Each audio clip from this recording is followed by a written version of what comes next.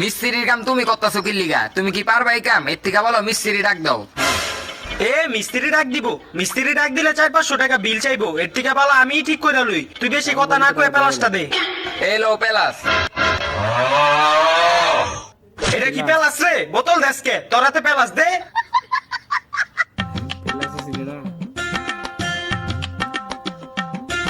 Fan তো ঠিকই আছে, তার মানে বোর্ডে সমস্যা, বোর্ড চেক দিতে হইব।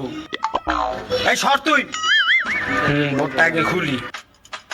বাবা হুনো, এই রিক্স তুমি লিও না, এর থেকে বলো মিস্ত্রি ডাক দাও। তুই বেশি কথা কবি না, ঘরের ভিতরে একটা কাজ করে না, আমি কাজ করতেছি, হ্যাঁ আমার বাধা দিতেছে। মিস্ত্রি এলে মিস্ত্রির বিল কে দিব? তুই দিবি?